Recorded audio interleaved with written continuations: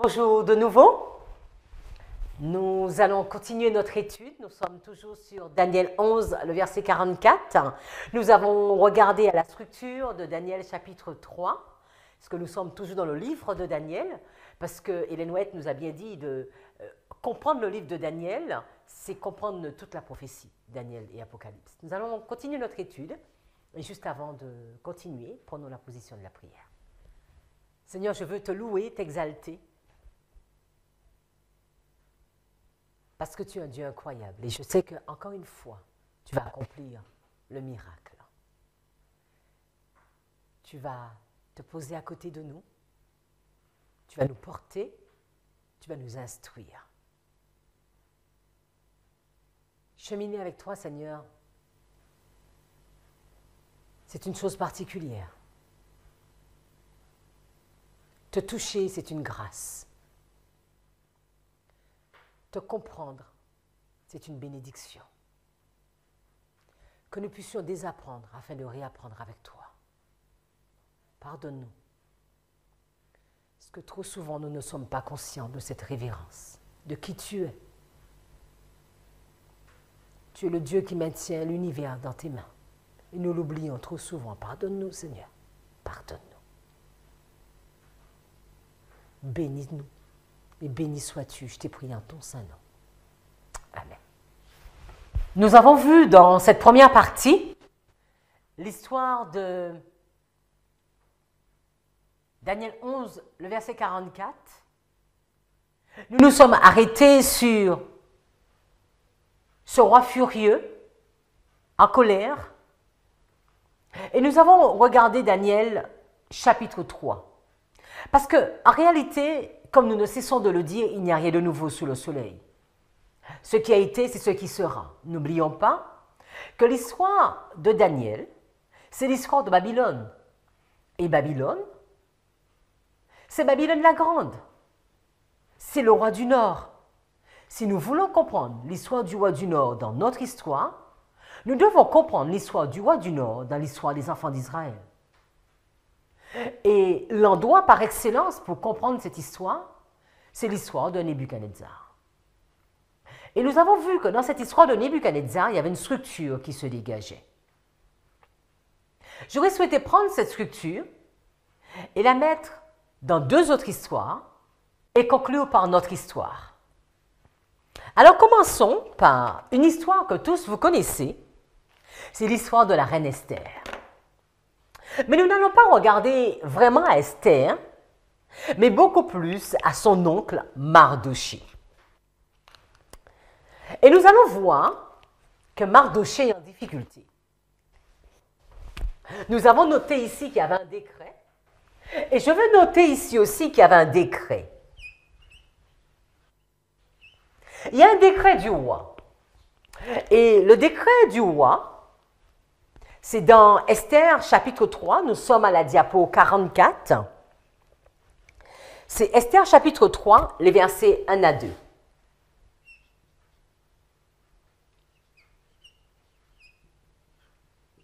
Et alors, nous allons descendre chaque point et après poser les balises, ce sera plus simple. Alors, nous sommes à Esther chapitre 3, nous sommes à la diapo 45. Après ces choses, le roi Assuérus fit monter au pouvoir Aman, fils d'Ammédatha, l'Agagite. Il l'éleva en dignité et plaça son siège au-dessus de ceux de tous les chefs qui étaient auprès de lui. Tous les serviteurs du roi, qui se tenaient à la porte du roi, fléchissaient le genou et se prosternaient devant Aman, car tel était l'ordre du roi à son égard. Mais Mardochée ne fléchissait point le genou et ne se prosternait pas. Encore un sujet d'adoration. Et là maintenant, le conflit avec Aman et Mardochée. Mardochée refuse de se prosterner. Qu'est-ce qu'Ellen White va nous dire à la diapo 46? Par l'intermédiaire d'Aman, l'Agagite, homme sans scrupules, qui jouissait des pleins pouvoirs dans le royaume, Satan chercha à contrecarrer les desseins de Dieu. Aman nourrissait des sentiments de haine envers Mardochée qui était juif. Ce dernier n'avait fait aucun mal à Aman, mais il avait refusé de lui témoigner de la vénération. Aman dédaigna de porter la main sur Mardochée seul. Il voulait détruire le peuple de Mardochée, tous les Juifs qui se trouvaient dans tout le royaume d'Assuérus.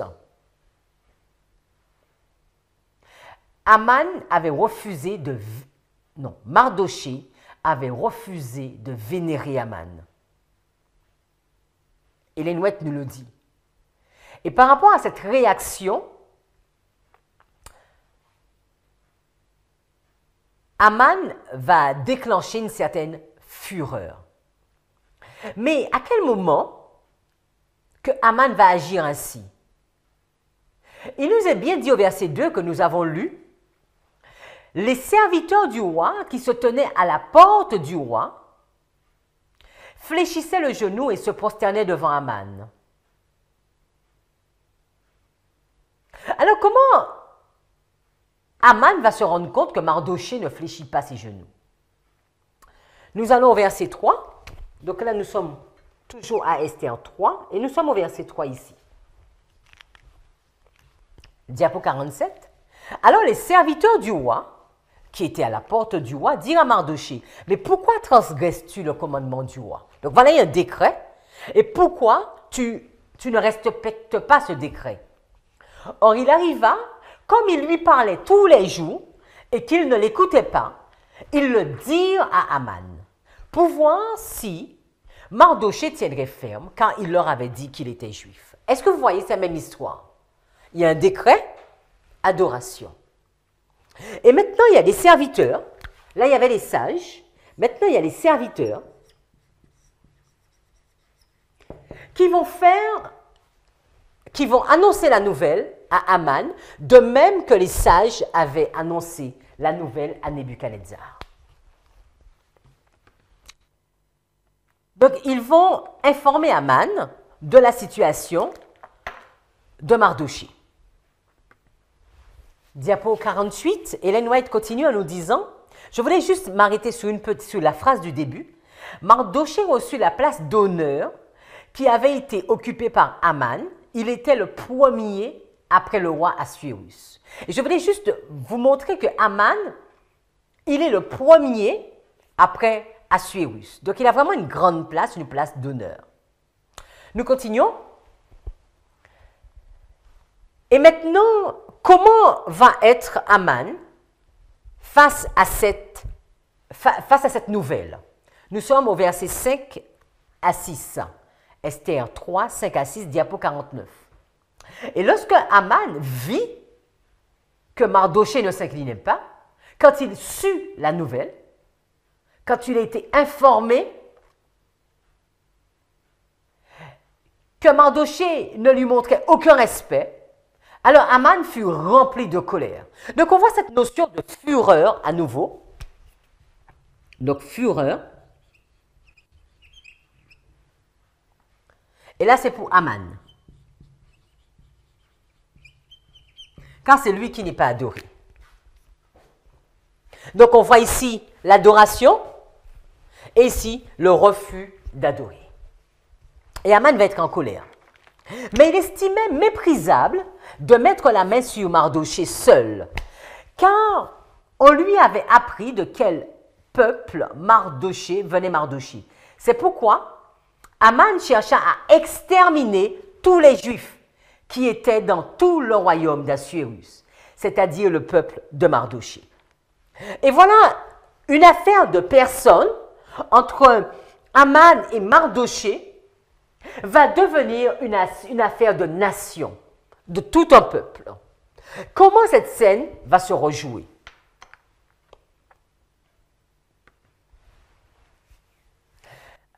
Afin de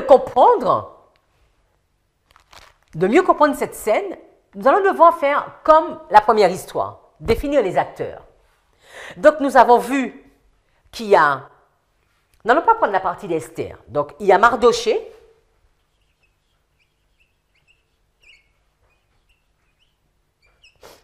il y a Aman,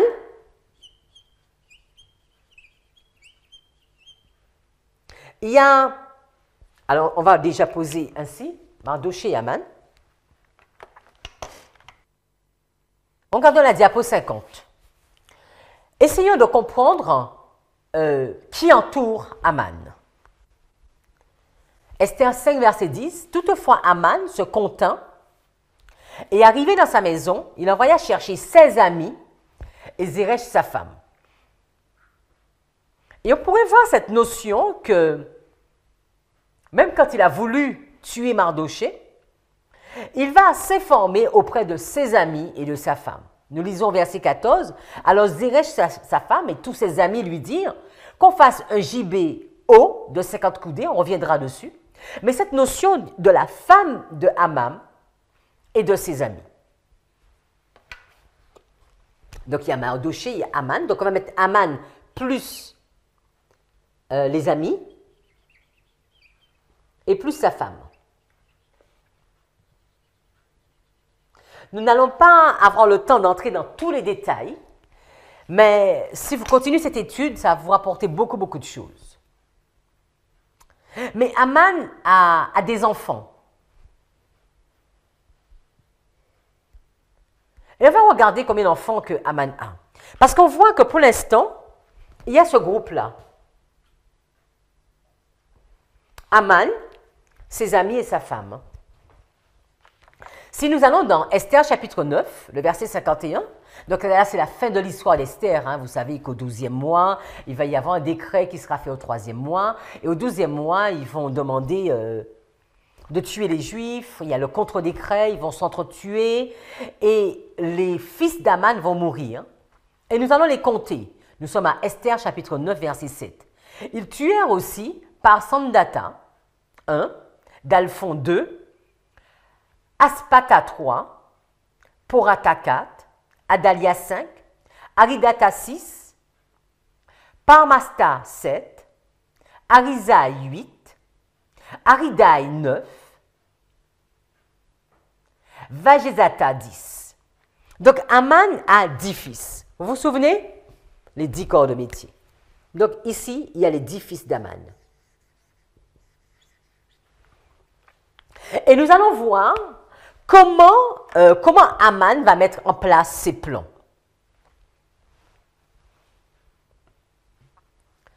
Nous continuons le texte. Donc, Esther chapitre 3, nous sommes au verset 7. La diapo 52. Au premier mois, qui est le mois de Nissan, en la 12e année du roi Assuérus, on jeta pur, c'est-à-dire le sort, devant Aman, pour chaque jour et pour chaque mois, jusqu'au 12e mois, qui est le mois d'Adar. Et Aman dit au roi Assuérus, il y a un certain peuple dispersé et éparpillé parmi les peuples, dans toutes les provinces de ton royaume, et leurs rois sont différents de tous les peuples. Ils n'observent pas les lois du roi, de sorte qu'il n'est pas bénéfique pour le roi de le laisser faire. S'il plaît au roi, qu'on écrive le décret pour les détruire, et je payerai 10 000 talents d'argent aux mains de ceux qui s'occupent des affaires pour qu'on les porte dans les trésors du roi. Et le roi tira son anneau de sa main et le donna à Aman, le fils d'Amédata, l'Agagite, l'ennemi des Juifs. Et le roi dit à Aman, l'argent t'est donné, ainsi que le peuple, pour en faire comme bon te semblera. Nous continuons le texte. Alors les scribes du roi furent appelés le 13e jour du premier mois. Et selon tout ce qu'Aman avait commandé, on écrivit au lieutenant du roi et au gouverneur qui étaient préposés sur chaque province et aux dirigeants de chaque peuple, à chaque province, selon sa façon d'écrire, et à chaque peuple selon sa langue. On écrivit au nom du roi Assuérus et on scella avec l'anneau du roi. Et les lettres furent envoyées par des courriers dans toutes les provinces du roi afin de détruire, de tuer et de faire périr tous les Juifs, les jeunes aussi bien que les vieux, les petits-enfants et les femmes en un seul jour, savoir le 13e jour du 12e mois qui est le mois d'Adar, et de les piller pour en prendre du butin. La copie de l'écrit qu'un ordre serait donné dans chaque province manifeste à tous les peuples afin qu'ils soient prêts pour ce jour-là. Les courriers pressés par le commandement du roi, nous sommes au verset 15, partirent, et le décret fut donné à Shushan au palais. Et le roi et Aman étaient assis à boire, mais la ville de Shushan était perplexe. Alors, il y a beaucoup d'applications à faire. Donc, je voudrais vraiment qu'on s'arrête sur une partie, parce que si vous regardez du côté d'Esther, c'est encore une autre histoire. Mais moi, je voudrais regarder du côté de Mardoché et du côté d'Aman. Et quand on va du côté de Mardoché et du côté d'Aman, ici, maintenant, il y a un autre décret. Il y a un décret, et le décret, il est indiqué afin de faire mourir. Donc ici, on avait mis la mort.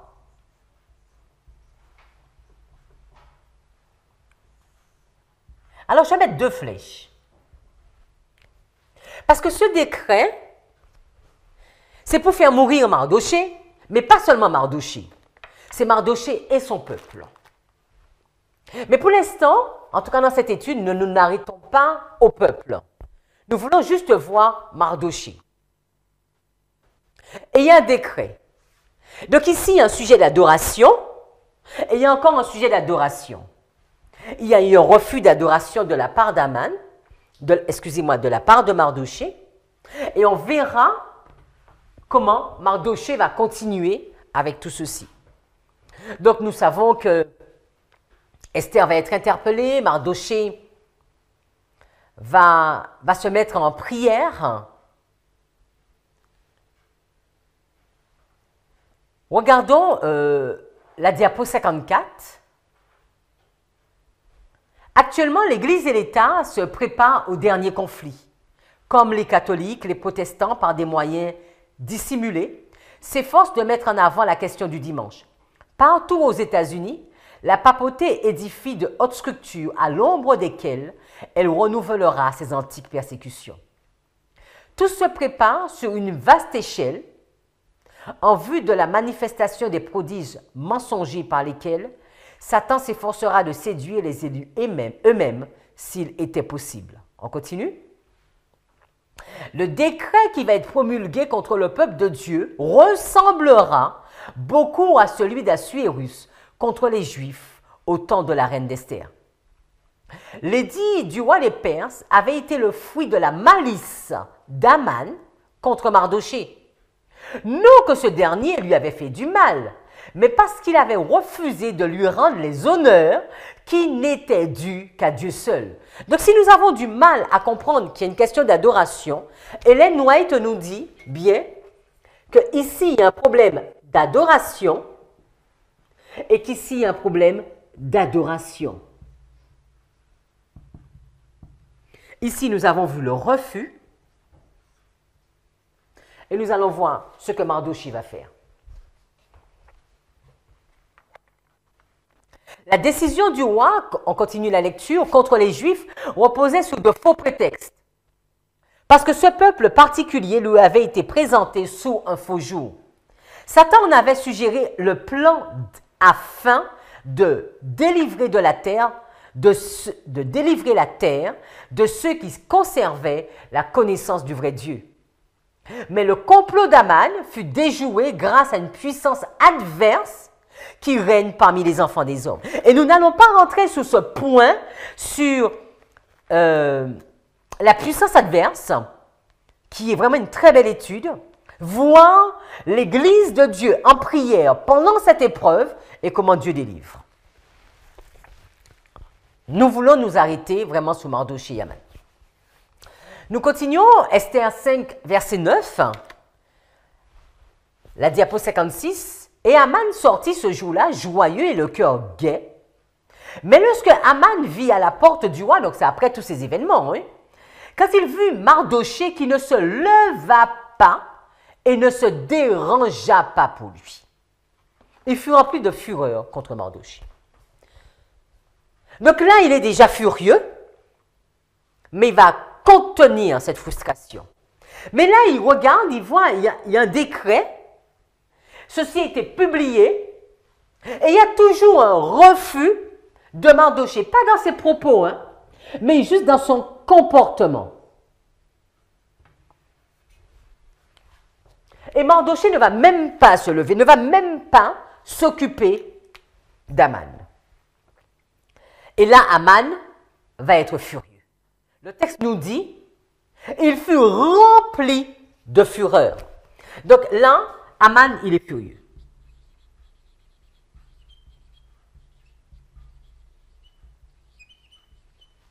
Il était furieux là, mais on pourrait se dire, bon, se poser la question, comment faire? Il va prendre du temps, il va en parler au roi, ils vont faire un décret, la date est fixée, mais là maintenant, il y a quelque chose qui ne va pas se passer. Parce que quand Aman se rend compte que Mardochée, il ne s'occupe pas de cette situation. Alors, nous sommes au verset 10, la diapo 57. Toutefois, Aman se contint et arrivé dans sa maison, il envoya chercher ses amis et Zeresh sa femme. Ils viennent passer, ils voient Mardochée qui ne se lève même pas, alors qu'il y a déjà cette loi qui est promulguée partout.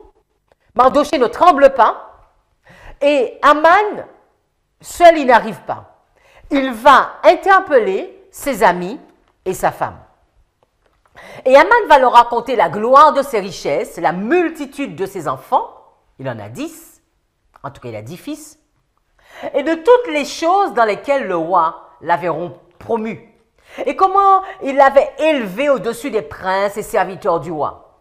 Aman dit aussi, oui, la reine Esther n'a laissé venir personne d'autre que moi avec le roi au festin qu'elle a préparé. Et demain, je suis aussi invité par elle avec le roi. Mais tout cela ne me sert à rien, aussi longtemps que je verrai Mardochée, le juif assis à la porte du roi. Donc il y a un transfert. Aman a peut-être toutes les richesses du monde, mais il a un problème. Et son problème, c'est Mardochée. Mardochée ne veut pas l'adorer. Mardochée ne veut pas le vénérer. Et regardez, qui va donner la réponse? Qui va proposer un plan à Aman? Verset 14. Alors Zeresh, sa femme, et tous ses amis, ensemble, lui dirent, on ne parle pas des fils, les fils ne sont pas dans ce plan, et lui dirent, qu'on fasse un gibier haut de 50 coudées, là c'est encore une très belle étude, les 50 coudées, qu'on fasse un gibier haut de 50 coudées, et demain matin, voyez la rapidité, demain matin, dis au roi qu'on y pende Mardochée. Donc là, écoute, Aman, il y a un plan qui est fait. Et là, c'est une exécution imminente d'ici quelques heures. Demain matin, c'est la mort pour Mardochée. Et va joyeusement au festin avec le roi. Et la chose plut à Aman et il fit faire le gibier. Donc Aman est parti dans son festin.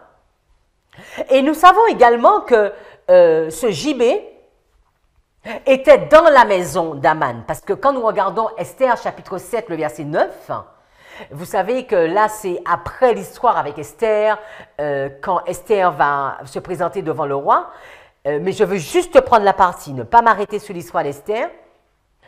Arbona, l'un des chambellans, va dire au roi, nous sommes à Esther 7, verset 9, « Voici le gibet haut de 50 coudées qu'Aman avait fait pour Mardochée, qui a parlé pour le bien du roi, est dressé dans la maison d'Aman. » Donc on voit que le gibet n'est pas vu. Il est dressé dans la maison d'Aman. Comme un peu le plan que les sages avaient fait avec Nebuchadnezzar, qui n'était pas encore vu. D'accord? Et il est dans la maison d'Aman. Mais qu'est-ce que la Bible nous dit? Si nous allons dans Esther, alors prenez avec moi le texte, je pense que je ne l'ai pas sous les yeux. Nous allons dans Esther. Je vous propose le chapitre 6. Esther, chapitre 6, et au verset 10. Voilà, c'est tout à fait ça. Alors donc, ça c'est la partie de l'histoire. Vous savez que Aman a prévu de tuer Mardoché le lendemain matin. Et le lendemain matin, à la première heure, il se présente devant le roi parce qu'il veut aller expliquer tout ceci au roi. Nous le voyons un peu plus haut dans le chapitre. Et le roi n'avait pas pu dormir cette nuit. Et quand Aman va entrer, le roi va lui dire, parce que le roi avait découvert dans la nuit que tout ce que Mardoché avait fait, et comment il n'avait pas récompensé Mardoché. Et donc, dans la nuit, au petit matin, quand Aman est le premier à se présenter, il va dire à Mardoché, non, le roi va dire à Aman, excusez-moi, mais comment récompenser quelqu'un? Quelqu'un qu'on veut mettre en évidence, comment récompenser? Et Aman, il est persuadé que la seule personne qu'on pourrait récompenser, c'est lui. Et Aman va proposer tout de suite un plan. Et il va dire au roi tout ce que tu dois faire. Et au verset 10, alors le roi va dire à Aman, à toi, et prends le vêtement, le cheval, comme tu l'as dit, fais tout ce que tu as dit, et fais ainsi à Mardoché, le juif qui est assis à la porte du roi, et n'omets rien de tout ce que tu as dit. Alors Aman prit le vêtement et le cheval, et para Mardoché le promena à cheval dans les rues de la ville, proclamant devant lui, c'est ainsi que l'on fait à l'homme que le roi se plaît à honorer. Et vous connaissez cette histoire où, non, on va juste lire la suite, parce que les mots du texte sont vraiment très très bien. Et lui, Mardoché, ça n'a aucune importance pour lui, tout ça, il va retourner à la porte du roi, verset 12. Mais Aman va se retirer promptement dans sa maison, et il va parler de tout cela à qui encore? À sa femme et à ses amis. Nous sommes au verset 13. Et Aman raconta à Zeresh sa femme et à tous ses amis tout ce qui lui était arrivé. Et ces hommes sages, c'est important de noter, ces hommes sages, de même que les sages qui entouraient Nebuchadnezzar, et Zeresh sa femme lui dirent, ah, si Mardoché, devant lequel tu as commencé de tomber, est de la semence des Juifs, tu ne l'emporteras pas sur lui, mais tu tomberas certainement devant lui. Et alors qu'ils étaient en train de parler, alors la convocation a été faite et nous connaissons la fin de l'histoire. Alors qu'il y a cet objectif de tuer Mardoché sous ce gibet de 50 mètres, nous voyons que Mardoché va être élevé, de même que les jeunes Hébreux ils vont être élevés, Mardoché va être élevé et Aman va faire la promotion même de Mardoché. Et nous savons que ce gibet va servir à la mort d'Aman. Une histoire qui ressemble beaucoup. Et nous voyons cette notion de effrayé et fureur. Nous comprenons que dans cette histoire de Mardoché et d'Aman, Esther joue un rôle très important que nous n'allons malheureusement pas voir aujourd'hui parce que nous n'avons pas le temps. Et si nous complétons cette information, nous pourrons avoir beaucoup d'informations du peuple de Dieu, la situation dans laquelle sera le peuple de Dieu et comment ce peuple sera délivré. Ellen White nous dit, nous sommes à la diapo 6, des anges qui excellent en force furent envoyés pour protéger le peuple de Dieu. Et le complot tramé par des adversaires se retourna contre eux. Le monde protestant d'aujourd'hui voit dans le petit groupe des observateurs du sabbat un Mardoché qui se tient à la porte. Le caractère et la conduite de ceux qui expriment le respect de la loi de Dieu sont un perpétuel reproche envers ceux qui ont rejeté la crainte du Seigneur et qui foulent aux pieds le jour du sabbat. Par tous les moyens possibles, il faut se débarrasser de l'intrus indésirable. Ellen White nous fait cette comparaison entre Mardoché et le peuple de Dieu. Entre ce petit groupe, cette pierre, et Mardoché. N'oublions pas tout ce qu'on a déjà appris. Alors quand nous sommes au verset 41, ces bonnes nouvelles sont portées par la pierre. C'est vraiment un symbole de Mardoché. C'est un symbole de ces 3 jeunes Hébreux qui se lèvent et qui disent « Nous ne t'adorerons pas ». Je voudrais vous inviter à regarder une autre histoire. Je n'ai pas beaucoup de place, donc je vais juste changer le nom. Au lieu de mettre Esther,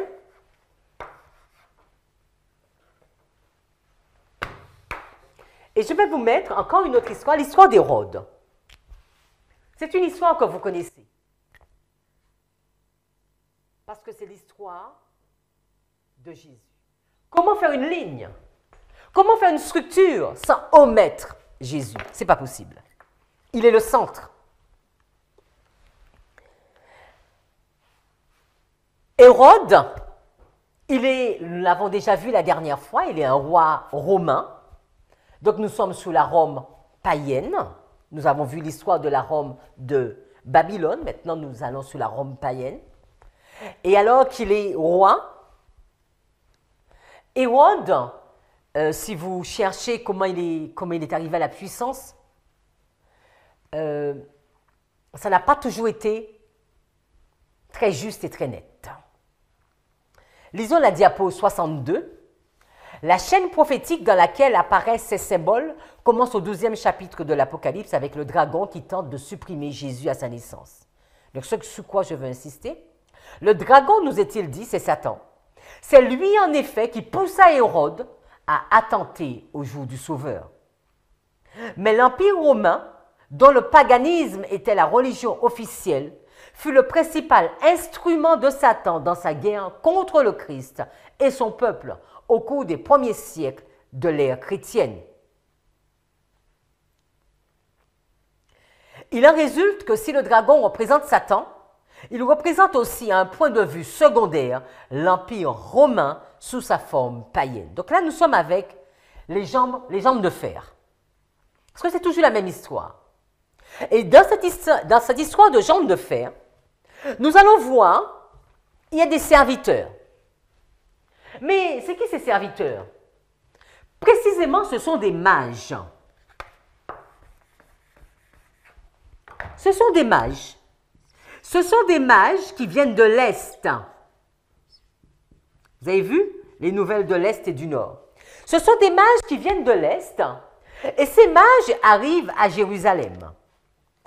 Nous sommes dans Matthieu chapitre 2, la diapo 63. Après que Jésus naquit à Bethléem de Judée, au jour du roi Hérode, voici des sages venus de l'Est arrivèrent à Jérusalem. Nous avons vu des sages au temps de Nebuchadnezzar, nous avons vu des sages au temps d'Aman, et maintenant nous allons voir des sages au temps d'Hérode, disant, où est celui qui est né, roi des Juifs? Car nous avons vu son étoile et nous sommes venus l'adorer.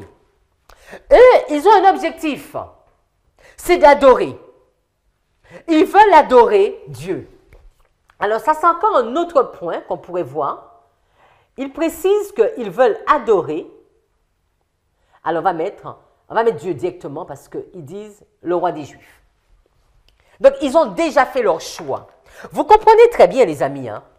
Quand les jeunes Hébreux refusent d'adorer la statue, c'est parce qu'ils ont choisi d'adorer Dieu. Quand Mardoché refuse de se prosterner devant Aman, c'est parce qu'il a choisi d'adorer Dieu. Il y a un refus d'adoration pour un certain point et le choix de l'adoration à Dieu. Allons à la diapo 64. Dans Jérusalem même, il ne trouve personne qui semble avoir connaissance du roi nouveau-né. Les mages craignent de n'avoir, après tout, pas lu correctement les prophéties. Et cette incertitude les jette dans l'inquiétude.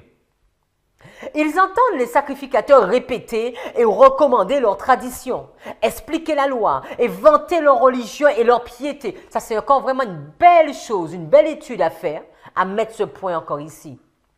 Parce que ça nous ressemble beaucoup. Ils les entendent dénoncer les Romains et les Grecs comme des païens et des plus grands pécheurs d'entre les hommes. Ils les voient étaler comme preuve de leur grande piété les préceptes de la loi et leurs traditions, inscrits sur leurs phylactères et les bords de leurs vêtements. les mages quittent Jérusalem avec moins de confiance et d'espérance que lorsqu'ils y étaient entrés. Ils s'étonnent de ce que les Juifs ne sont pas intéressés et joyeux en vue de ce grand événement de la venue de Christ. Les amis, nous sommes dans une ligne avec un problème. Parce que ici, il y avait des serviteurs de Dieu. Il y avait les 3 jeunes Hébreux. Dans la ligne d'Aman, il y a Mardoché. Mais là, il n'y a personne. Il est où le peuple de Dieu? Dieu a besoin d'utiliser Édom, Moab et Ammon, les mages, qui ne sont pas des Juifs, des païens.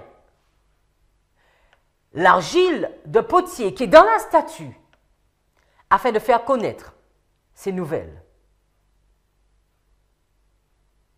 Parce que, qu'est-ce que la Bible nous dit dans Matthieu chapitre 2, au verset 3? Nous sommes à la diapo 65. Quel est le problème? Le problème, c'est que lorsqu'Hérode entendit ces choses, les nouvelles des mages, il fut troublé. Donc maintenant, nous pouvons mettre ici, Hérode est troublé.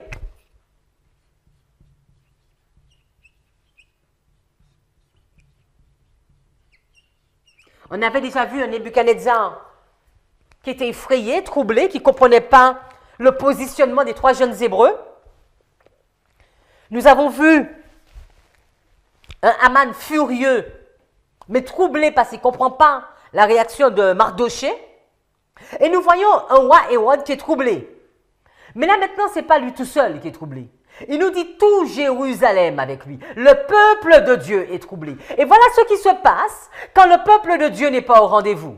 Quand le peuple de Dieu n'est pas au rendez-vous, Dieu va devoir utiliser les mages. Et lorsqu'il eut assemblé tous les principaux prêtres et scribes du peuple, il leur demanda où Christ devait naître. Et ils lui dirent à Bethléem de Judée, car il est ainsi écrit par le prophète.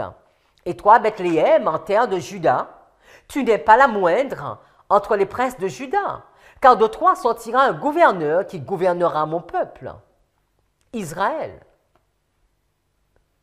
Les amis, les sacrificateurs comprennent la prophétie, mais ils n'y croient pas. Et cela pourrait être notre histoire. Parce que là, ils comprennent la prophétie, ils donnent l'explication. La diapo 66. La nouvelle de l'arrivée des mages se répandit rapidement dans tout Jérusalem. Cette visite inattendue causa une grande excitation parmi le peuple, et le bruit en parvint jusqu'au palais du roi Hérode. L'idée qu'un rival pourrait surgir éveilla les craintes de l'astucieux Édomite. Il est troublé. Son accès au trône avait été jalonné par des meurtres sans nombre. Le sang étranger, objet de la haine du peuple, soumis par force, sa seule sauvegarde était la faveur de Rome. Mais le nouveau prince avait des droits plus légitimes. Il était né pour régner. Et Hérode le sait. Alors, qu'est-ce qu'Hérode va faire? Il est troublé, certes, mais il faut agir. Et il va convoquer les mages. Et il va leur donner un ordre, on pourrait dire un décret. Nous sommes au verset 7. Alors, Hérode, ayant appelé secrètement les sages, s'informa d'eux soigneusement du temps où l'étoile était apparue. Et les envoya à Bethléem et leur dit, allez et informez-vous. Vous savez que quand un roi parle, c'est comme un décret. Allez et informez-vous soigneusement du jeune enfant. Et quand vous l'aurez trouvé, faites-le moi savoir. Ordre, faites-le moi savoir, afin que j'y aille aussi et que je l'adore. Nous savons très bien que Hérode n'avait aucun objectif d'adorer l'enfant. Mais il va leur donner cet ordre, revenez et apportez cette information pour moi. Ellen White nous dit dans Jésus-Christ, à la page 46, au paragraphe 1, la diapo 68, Hérode voulut voir les mages en particulier. La colère et la crainte emplissaient son cœur. Donc là maintenant, on voit déjà la colère et la crainte ici. D'accord? Il sut pourtant garder une contenance calme et reçut les étrangers avec courtoisie. Donc quand on dit qu'il y a ce côté effrayé, il n'est pas dit qu'il n'y a pas ce côté de colère, mais on arrive à se contenir. Nebuchadnezzar avait réussi à se contenir. Aman avait réussi à se contenir. Et là, nous voyons Hérode qui arrive à se contenir. Il reçut les étrangers avec jalousie, avec courtoisie, excusez-moi. Il s'enquit du moment où l'étoile était apparue et sembla se réjouir à la pensée de la naissance du Christ. Il dit à ses visiteurs, allez et prenez des informations précises sur le petit enfant. Quand vous l'aurez trouvé, faites-le moi savoir, afin que j'aille moi aussi l'adorer. Donc voilà, donc ici il y a un décret. Il voudrait avoir des informations. Car il semblerait qu'il aurait souhaité adorer.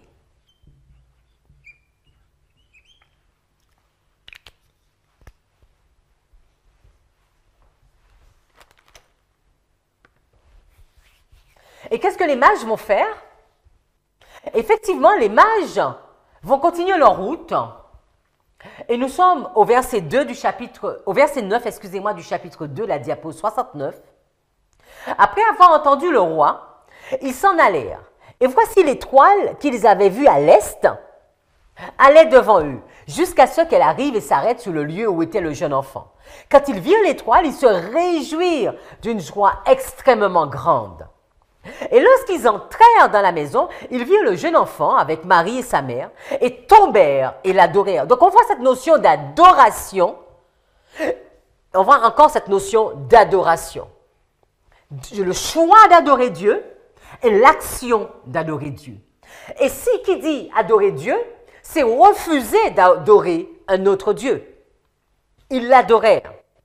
Et après avoir ouvert leur trésor, ils lui présentèrent des présents, de l'or, de l'encens et de la myrrhe. Et là, ça c'est l'information importante. Le verset 12, puis étant avertis par Dieu dans un rêve de ne pas retourner vers Hérode, ils regagnèrent leur pays par un autre chemin. Donc, ils ne vont pas avoir, donc là, on va mettre, refus d'obéissance, parce qu'ils ne vont pas obéir à Hérode. Et on va mettre choix d'adoration. Ils vont adorer l'enfant. Choix d'adoration, d'adorer. Alors, ici, on ne voit pas les nouvelles parce qu'ils ne vont pas parler à Hérode. D'accord? On pourrait se dire qu'on voit la nouvelle, c'est l'ange. Il y a l'ange qui va leur donner une information. Et l'ange va leur dire, ne retournez pas. D'accord? Ne retournez pas vers Hérode. Alors, ces mages, ils vont écouter cette nouvelle. Ils vont obéir à Dieu. Et ils vont choisir de ne pas retourner vers Hérode.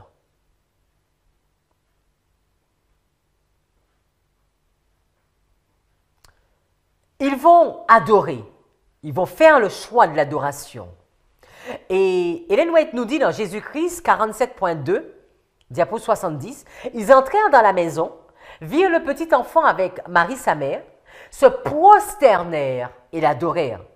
Sous son noble déguisement, ils reconnurent en Jésus la présence de la divinité. Et c'est important, ils lui donnèrent leur cœur comme à leur sauveur. Ils lui présentèrent des dons, de l'or, de l'encens et de la myrrhe.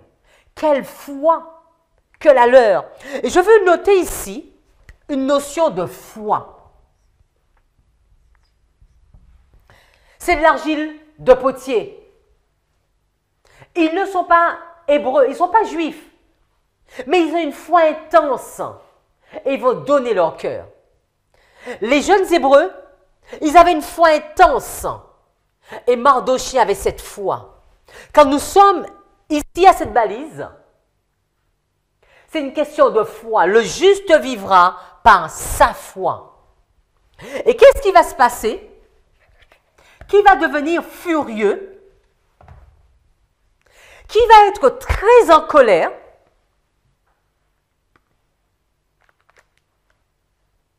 c'est Hérode.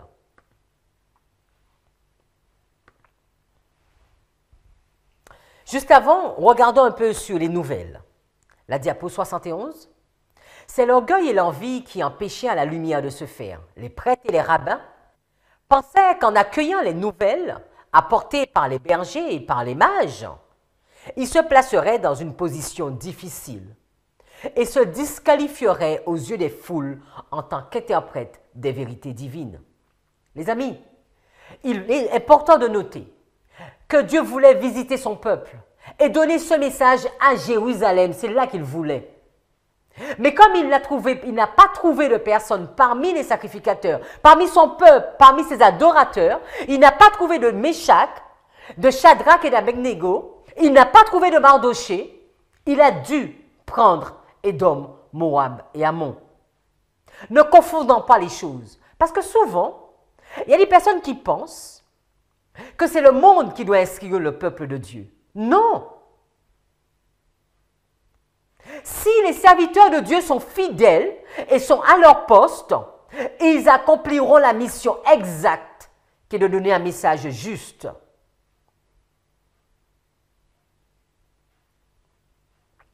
Ces maîtres savants ne voulaient pas s'abaisser jusqu'à se laisser instruire par ceux qu'ils appelaient les païens. Ils ne pouvaient pas, assuraient-ils, que Dieu eût passé à côté d'eux pour communiquer avec des bergers ignorants et des incirconcis à la personne des mages. Ils affichèrent donc du mépris pour les récits qui mettaient en effervescence le roi Hérode et la population de Jérusalem. Ils ne voulurent même pas se rendre à Bethléem pour vérifier l'exactitude de ces récits. Ils traitèrent de fanatisme l'intérêt que Jésus avait suscité. Alors déjà les prêtres et les rabbins commençaient à rejeter le Christ. C'est important de noter, c'est dès ce moment que le rejet commence à s'installer. Dès ce moment, leur orgueil et leur obstination se transformaient en une véritable haine pour le Sauveur. Tandis que Dieu ouvrait la porte aux gentils, les chefs du peuple juif se fermaient à eux-mêmes cette porte. Il y a beaucoup à dire. C'est ici. Nous sommes ici, tout au début. Mais continuons et regardons la fureur d'Hérode. Quand nous allons dans Matthieu 2, verset 16, un texte que vous connaissez, parce que Hérode, quand il va se rendre compte que les sages se sont moqués de lui, la Bible nous dit qu'il fut extrêmement irrité. Il est très, très furieux. Il est extrêmement irrité, Hérode. Et qu'est-ce qu'il va demander? D'aller et de tuer cet enfant Jésus. Mais de tuer tous les enfants de 2 ans et au-dessous, pour être sûr de tuer ce roi. Il envoya tuer tous les enfants de 2 ans et au-dessous qui étaient dans Bethléem et dans toutes ses limites. La diapo 73.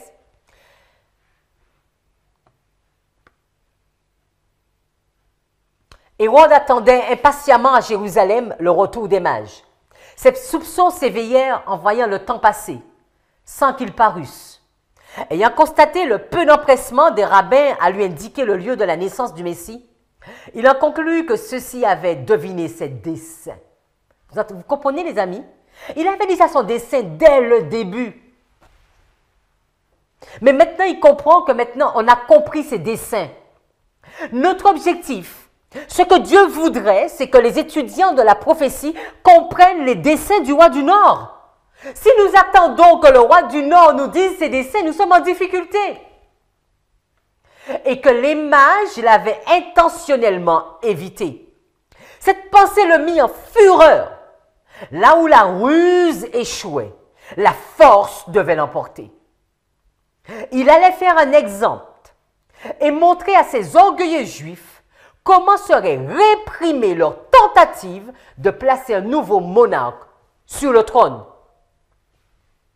Il a décidé qu'il va tout tuer, la mort. Nebuchadnezzar avait choisi la mort pour les 3 jeunes Hébreux. Aman a choisi la mort pour Mardoché. Mes amis, c'est formidable de voir comment notre Dieu agit. Et le souhait de Dieu, c'est qu'on comprenne ce qui se passe. Le plan de Nebuchadnezzar, c'était de tuer Shadrach, Meshach et Abednego. Mais Dieu s'est levé.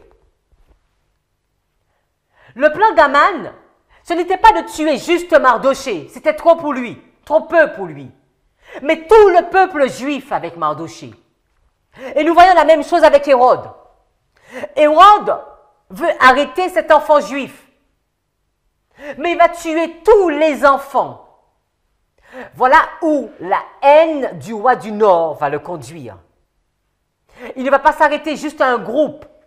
Quand dans Daniel 11, verset 44, il nous est dit, il va partir avec une grande fureur pour détruire un grand nombre, pour détruire une multitude. Nous pouvons comprendre comment ce roi du Nord, à l'exemple de Nebuchadnezzar, d'Aman ou d'Hérode, va agir. Mais Dieu est fidèle et il veille au grain et il est fidèle. Il va délivrer son fils. Alors vous pourriez dire, mais pourquoi il n'a pas délivré les autres? Ça, c'est un autre sujet. Parce qu'il faudrait déjà se poser la question, pourquoi les autres ont été troublés? Pourquoi alors que ceux qui devaient retenir toute notre attention, toute l'attention de peuple, n'a pas été le cas? Si ceux qui doivent retenir toute notre attention n'est pas fait aujourd'hui, ne soyons pas étonnés que nos enfants payent cher. Matthieu 2, versets 13 à 15, diapo 75. Après qu'ils furent partis, voici l'ange du Seigneur apparut en rêve à Joseph, disant, « Lève-toi, prends le jeune enfant et sa mère et fuis en Égypte, et y demeure jusqu'à ce que je te le dise, car Hérode cherchera le jeune enfant pour le faire mourir. » Lorsqu'il se leva, il prit de nuit le jeune enfant et sa mère et partit en Égypte. Verset 15. Et il y demeura jusqu'à la mort d'Hérode, afin que soit accompli ce que le Seigneur avait dit par le prophète, disant, « J'ai appelé mon fils hors d'Égypte. » Dieu est fidèle. Il est bon. En tout temps, il est bon. Ellen White nous dit à la diapo 76, dans Jésus-Christ 49.1, des soldats furent envoyés immédiatement, sur le champ, immédiatement à Bethléem. L'ordre du roi était immédiatement la mort pour les 3 jeunes Hébreux. Des soldats furent envoyés immédiatement à Bethléem, avec l'ordre de mettre à mort tous les enfants âgés de 2 ans et au-dessous. Les paisibles demeures de la cité de David furent témoins de scènes d'horreur que le prophète avait entrevues 6 siècles auparavant. Une histoire qui ressemble beaucoup, mais qui se passe sous la Rome païenne. Nous pourrons également voir l'histoire de la Rome papale, mais je vous invite à aller, puisque le temps me manque, à aller directement sur la Rome moderne. Et quand nous allons dans l'histoire de la Rome moderne, cette histoire qui nous concerne, qu'est-ce que cela peut nous apporter? On pourrait l'appeler la ligne des 144 000. En tout cas, la ligne du peuple racheté. Le peuple de Dieu. Alors, je vais enlever des informations.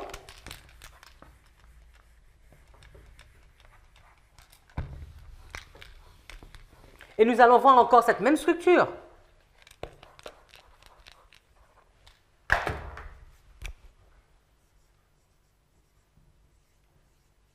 Donc quand je parle des 144 000, je parle de l'église triomphante. Alors qu'est-ce qui va se passer? La diapo 77. Nous pouvons voir un peu et nous allons, comme les autres diapos, descendre chaque point. Il y aura un décret pour nous aussi. Il y a eu un décret. Quand nous lisons Apocalypse 13, les versets 11 et 12, nous avons toujours su que Daniel 11, Daniel 2, Daniel 7, Daniel 8, Apocalypse 13, Apocalypse 17, qu'il y avait beaucoup de liens. Et alors que nous sommes sous Daniel 11, le verset 44, nous allons placer certains points. Et nous allons placer ici Apocalypse 13, 11 et 12.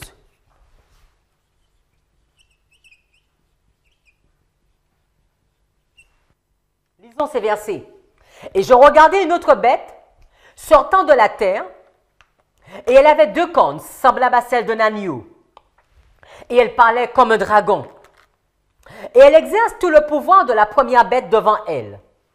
Et fait que la terre et tous ceux qui y demeurent adorent la première bête dont la plaie mortelle avait été guérie. Regardons comme toutes les autres histoires, les acteurs. Quand nous arrivons dans notre histoire, les amis, nous savons que nous avons les 10 rois. Comme les 10 fils d'Aman, comme les 10 métiers. Nous savons que nous avons la bête.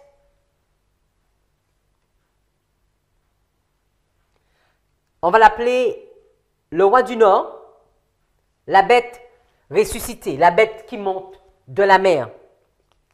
Mais nous avons également le pays glorieux, la bête qui monte de la terre, les USA. Et nous avons vu dans les autres histoires que ce décret, c'était entre Nebuchadnezzar et ses sages. Nous avons vu que le plan d'Aman, c'était entre Aman et les sages et sa femme. Aussi, nous devons comprendre que tout ce plan de tuer le peuple de Dieu, c'est entre le roi qui monte de la mer et le roi qui monte de la terre. Entre la papauté et les États-Unis.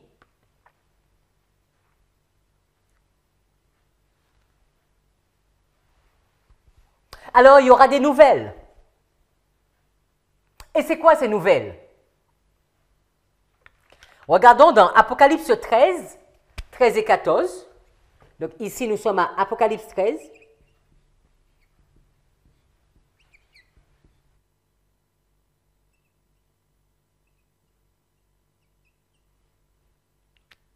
Il est dit, et elle fait de grands prodiges, si bien qu'elle fait descendre le feu du ciel sur la terre à la vue des hommes. Vous vous souvenez, dans l'histoire de Babylone, qui avait emmené les nouvelles à Nebuchadnezzar? C'était les sages, ceux qui travaillaient en arrière, les États-Unis. Et elle berne ceux qui demeurent sur la terre par le moyen de ces miracles dont elle avait le pouvoir d'utiliser à la vue de la bête. Disant à ceux qui demeurent sur la terre qu'ils devaient faire une statue à la bête qui avait été blessée par l'épée et qui vivait. Là, c'est la bête qui monte de la terre, qui demande de faire une statue de la bête qui monte de la mer, qui a été blessée et qui est revenue. Et qui va demander de faire l'image de la bête. Mes amis, c'est une question d'adoration.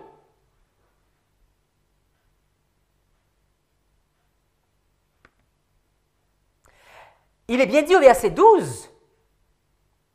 Et elle fait que la terre et tous ceux qui y demeurent adorent la première bête. Donc on voit encore le sujet de l'adoration. Si nous ne voulons pas croire qu'il y aura un problème entre sabbat et dimanche, et que ce sera par rapport à l'adoration, nous devrions relire tous ces textes.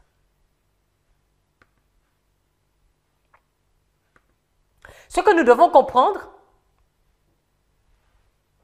c'est qu'ici, il y a un plan. Et ce plan,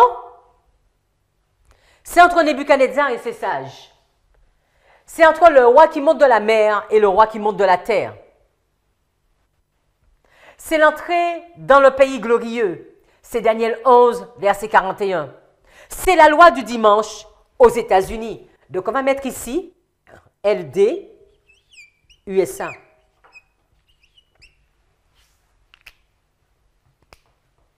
Alors qu'il y aura ce décret aux États-Unis,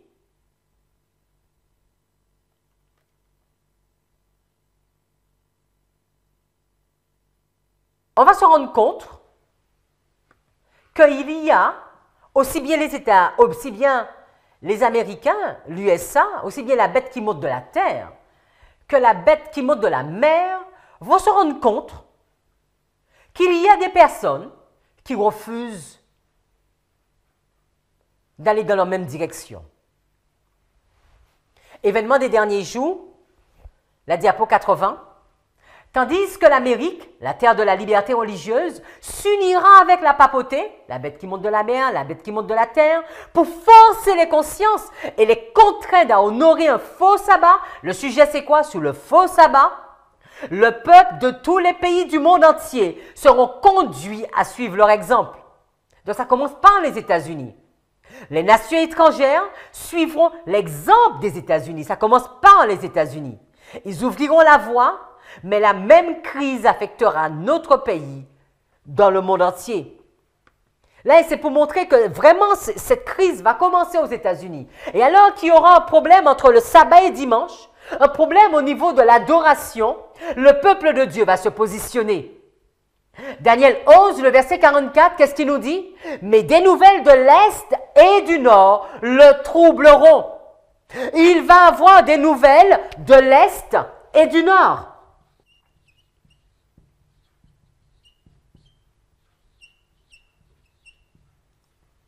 Et là, ça c'est Daniel. Là, c'est Daniel 11, verset 44. Ici, on était avec Daniel 11, verset 41. Mais les nouvelles de l'Est et du Nord le troubleront. Alors qu'il est troublé, il va entendre, maintenant ici, on va mettre USA, roi du Nord, tout ce monde troublé.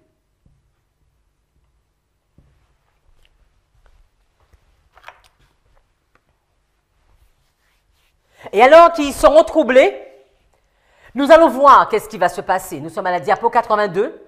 On a souvent accusé ceux qui honorent Dieu d'attirer des fléaux sur l'humanité. À ce moment-là, ils seront considérés comme étant la cause des effrayantes convulsions de la nature, aussi bien que des luttes sanglantes qui désoleront la terre. Tout sera leur problème. En outre, la puissance du dernier avertissement ayant enflammé la colère de ceux qui l'ont rejeté, l'esprit de haine et de persécution intensifié par Satan se déchaînera contre les fidèles. Ça ira en crescendo, les amis. Et qu'est-ce qui va se passer? Là maintenant, c'était une obligation d'adorer. Mais maintenant, on va passer à un autre décret. Et là, nous sommes sur Apocalypse 13.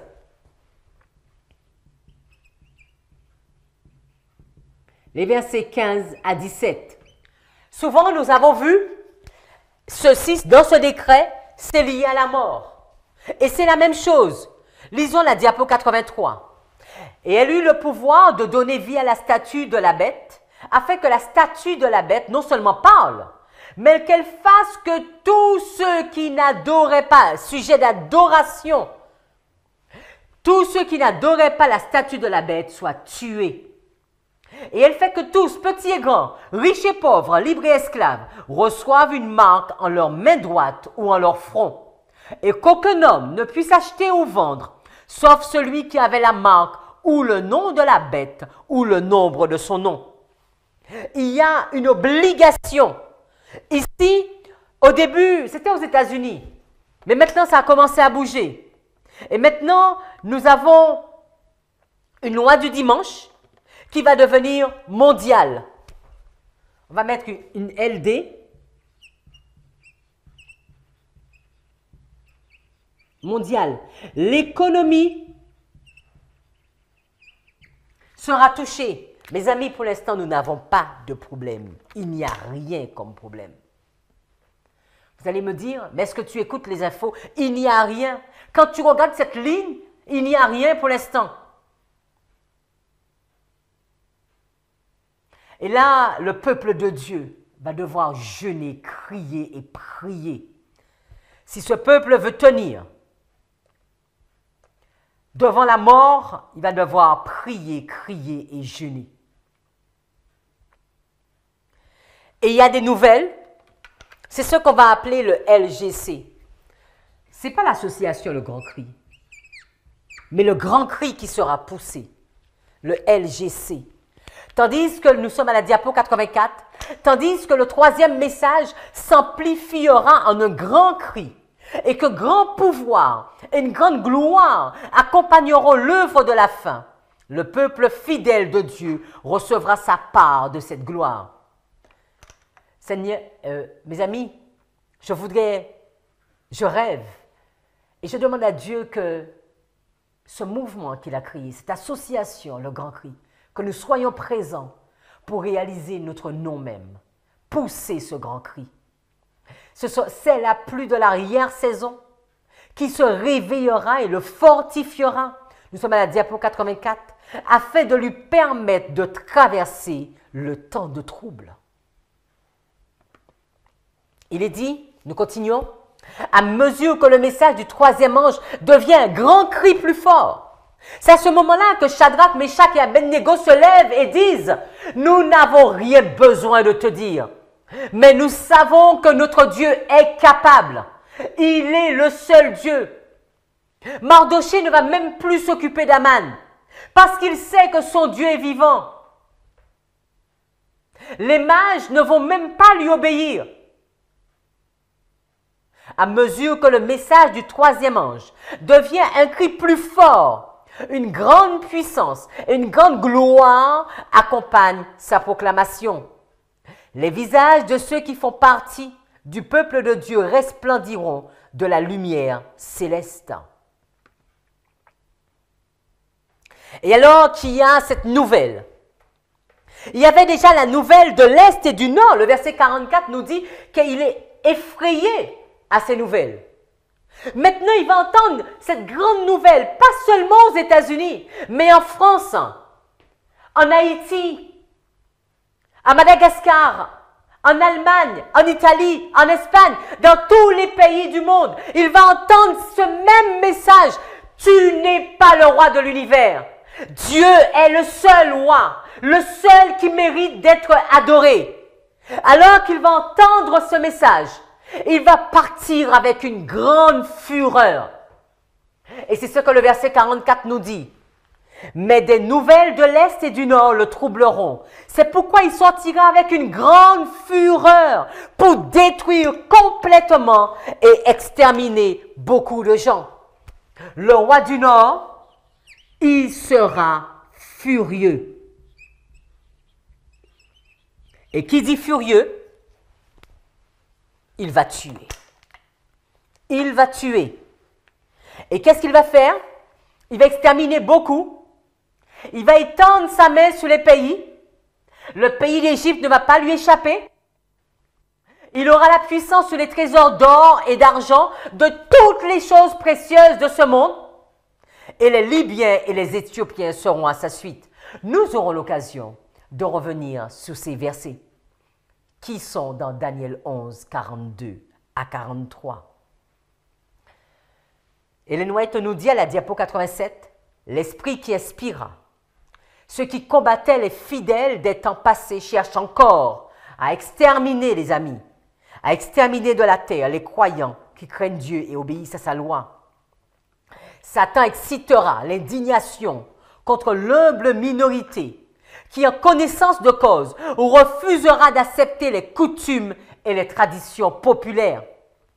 Des hommes influents se joindront à ceux qui rejettent la loi et qui ont une conduite dépravée pour persécuter le peuple de Dieu.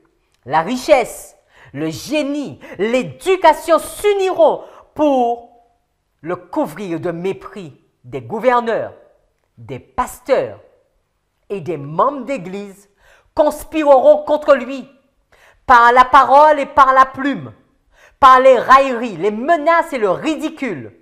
Ils s'efforceront d'ébranler sa foi, la foi de ce groupe, les amis, par des calomnies et des appels à la violence, des passions populaires s'attiseront. Continuons.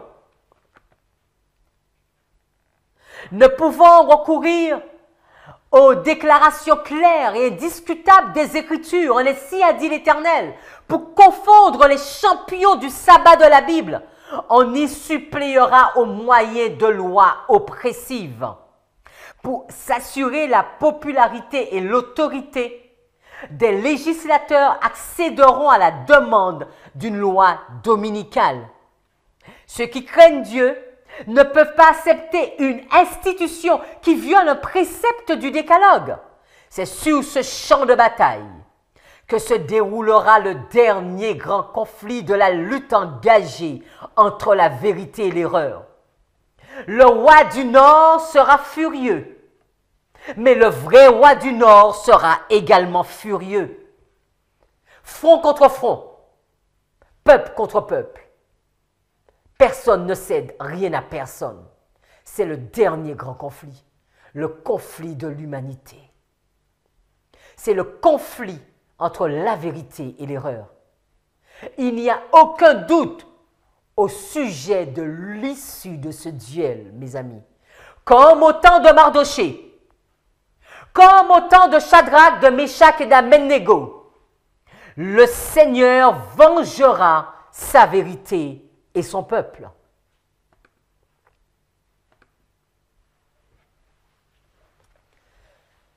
Ellen White nous laisse vraiment de belles pensées. Elle nous dit, la diapo 89, le peuple de Dieu sera alors plongé dans des scènes d'affliction et d'angoisse que le prophète qualifie de temps de détresse de Jacob. Ainsi parle l'Éternel. Nous entendrons des cris d'effroi. C'est l'épouvante, ce n'est pas la paix. Pourquoi tous les visages sont-ils devenus si pâles? Malheur, car le jour est grand. Il n'y a point eu de semblable. C'est un temps d'angoisse pour Jacob, mais il sera délivré. La mort sera la décision, mais notre Dieu ne nous laissera pas tomber.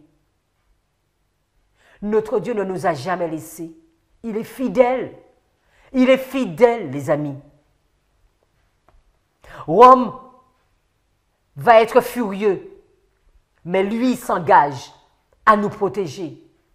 Diapo 90, le temps de détresse et d'angoisse qui est devant nous exige une foi capable de supporter la fatigue. Nous avons vu qu'ici, il va falloir avoir une foi, mais une foi vraiment avec un grand F, un grand O et un grand I.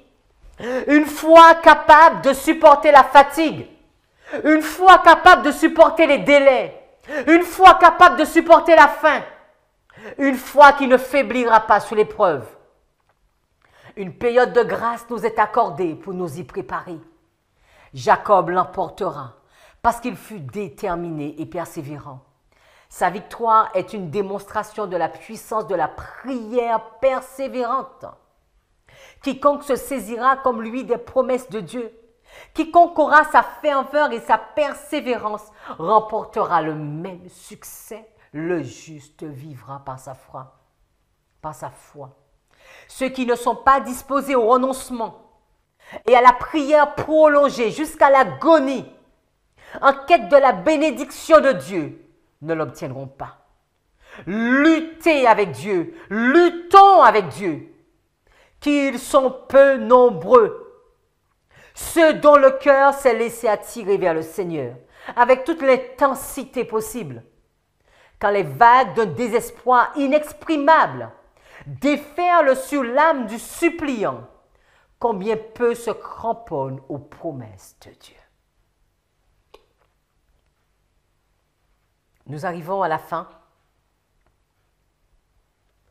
Elle continue et elle nous dit, à la diapo 91, quand le message du troisième ange aura achevé son œuvre, la miséricorde divine cessera d'intercéder en faveur des coupables habitants de la terre. Ici, mes amis, nous arriverons à la FTJ, la fin du temps de grâce.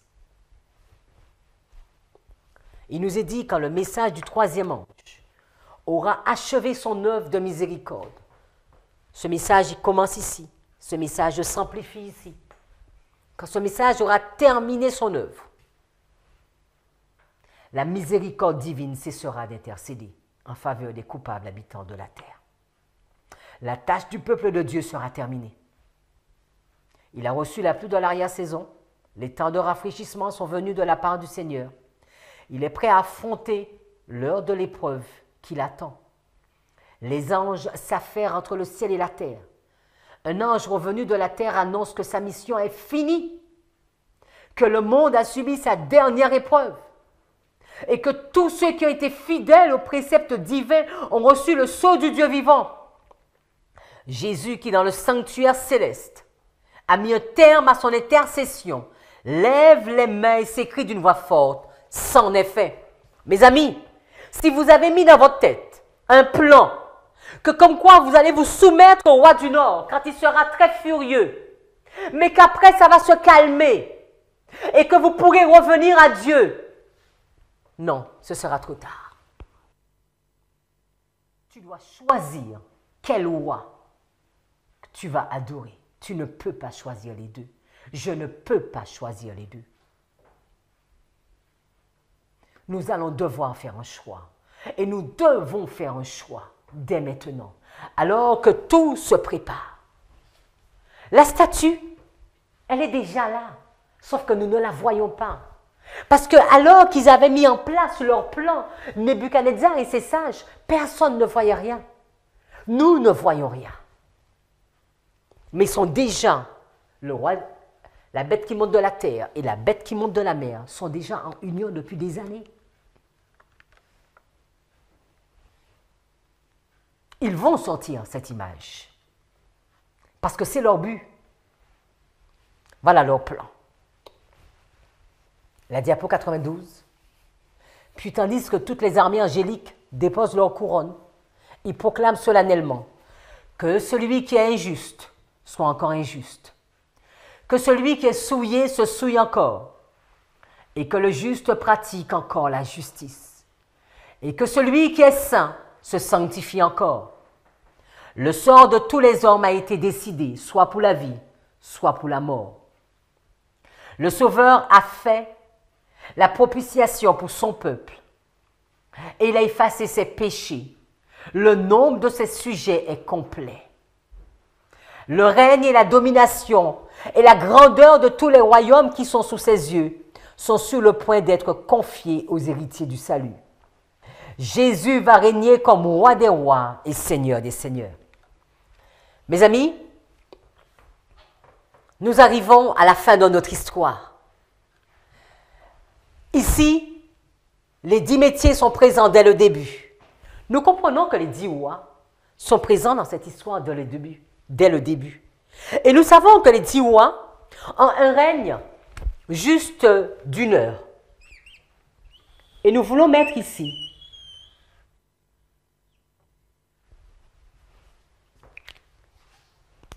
cette durée prophétique que nous n'allons pas rentrer dedans. Mais quand nous voyons tout ceci, nous comprenons que quand la pierre va frapper cette statue, la bête qui monte de la mer est présente. La bête qui monte de la terre est présente. Les 10 rois sont présents. Et le peuple de Dieu, la montagne, est présente. Qui donnera un son juste à la trompette?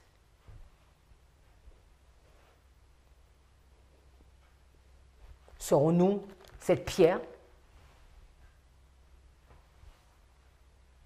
Ou bien au contraire, serons-nous de ces multitudes qui succomberont? À nous de faire notre choix. Prions. Seigneur, merci pour toutes tes vérités. Merci pour toutes ces lumières que tu nous envoies. Merci pour la façon que tu ouvres le livre de Daniel devant nous et que tu nous l'expliques. Tu sais à quel point nous sommes limités. Nous ne comprenons pas toujours, Seigneur, mais nous avons une confiance intense que tu nous conduiras, que tu nous as conduits dans le passé et que tu nous conduiras encore et encore. Béni sois-tu. Gloire, honneur et louange à toi. Viens toi-même instruire chaque personne. Tu es le meilleur enseignant, Seigneur. Tu excelles de loin l'homme. Alors, sois aux côtés de chaque personne qui aura regardé cette vidéo afin d'expliquer et qu'ils comprennent, qu'ils ne se découragent pas. Que ton nom soit exalté, que ton nom soit magnifié et que l'on sache que notre Dieu est vivant. Nous t'avons prié en ton Saint-Nom, Jésus. Amen.